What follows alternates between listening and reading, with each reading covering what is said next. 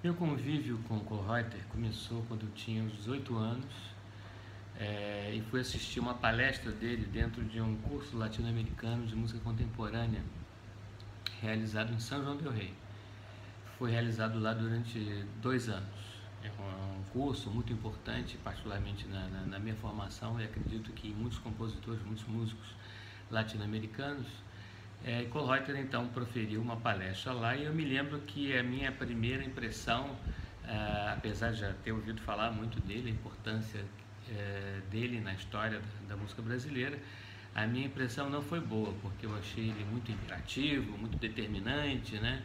E obviamente na minha juventude eu reagi a essas palavras que na época eu considerei muito imperativas demais. Só que uma semana depois eu já estava na fila para estudar com ele. Então, retornando ao Rio, fui procurá-lo e vi que ele não estava ainda lecionando, quer dizer, naquela época não estava lecionando em nenhuma universidade. Eu estava entrando, na verdade, na Unirio para estudar licenciatura e, na verdade, eu fiz essa opção justamente porque o Kollreuter não estava ensinando composição em nenhum outro lugar. Essa opção eu fiz logo um ano depois, em 1980, ou seja, em 79, que foi quando eu conheci, passei imediatamente a estudar com ele. Eu comecei a estudar na Escola de Música Vila Lobos, no Rio, em cursos livres que ele dava. Na época a escola era dirigida pelo Ailton Escobar. Ele promoveu uma renovação muito importante em todo o conceito educativo da escola, né, didático da escola. E estudei com vários professores interessantes, dentre eles o Kollreuter, assim como a Esther Sklier, por exemplo.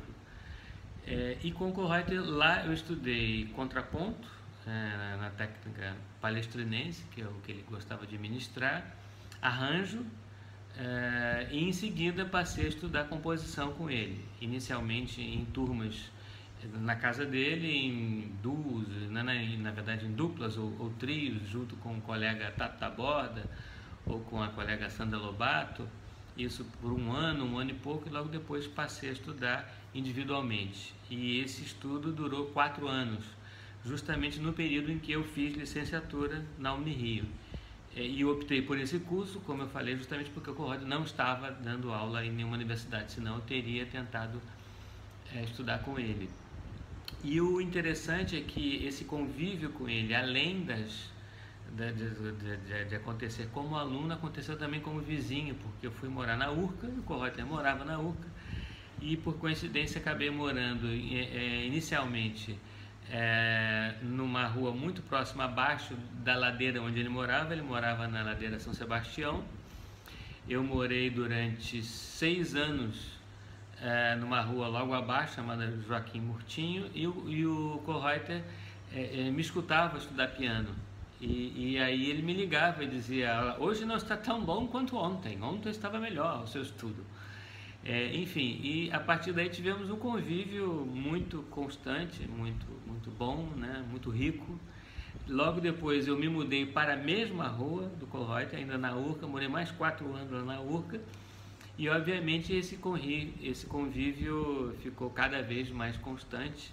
Em 85, em homenagem aos 70 anos do Kollreuter, eu escrevi um texto, né, na verdade uma história do Kollreuter, a pedido da Margareta Schack, sua última esposa, para comemorar, né, os 70 anos do Kollreuter. No concerto na sala, vários compositores escreveram músicas para esta data, como Gilberto Mendes, Jorge Peixinho, e eu fiquei com a tarefa de escrever a história do Kollreuter. Então, era o ano do Rock in Rio, e aí eu chamei o espetáculo de Kollrock in Rio.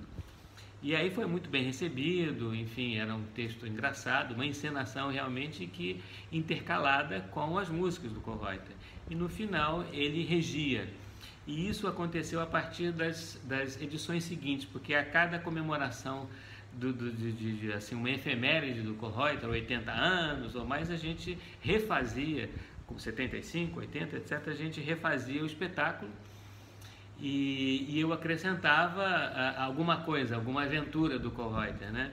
E, obviamente, o dado mais interessante era a participação do próprio no final regendo Vuli, né?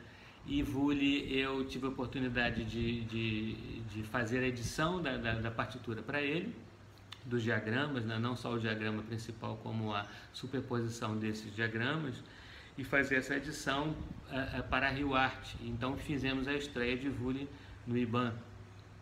Enfim, o convívio com o mestre foi, como eu falei, não só como a relação de professor e aluno, mas também a amizade, né?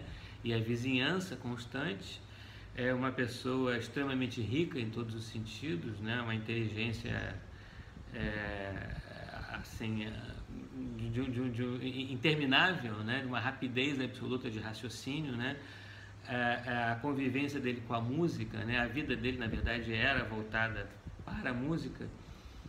Tanto é que, à medida que ele começou a ter problemas de memória, né? Eu notei isso, que ele começava a se esquecer de fatos do dia a dia, fatos corriqueiros, mas das questões musicais ele não se esquecia, né? Ou pelo menos demorou muito a se esquecer. Enfim, foi uma vida inteira dedicada à música, né? E isso foi marcante não só para quem teve a oportunidade de estudar com ele, até é mais fácil dizer quem não estudou com ele do que quem estudou com ele, do tamanho a lista de alunos do Kohlreuter, né? Mas ele teve uma importância também muito grande para a música brasileira como um todo, né? Por tudo que ele fez, por tudo que ele criou, né?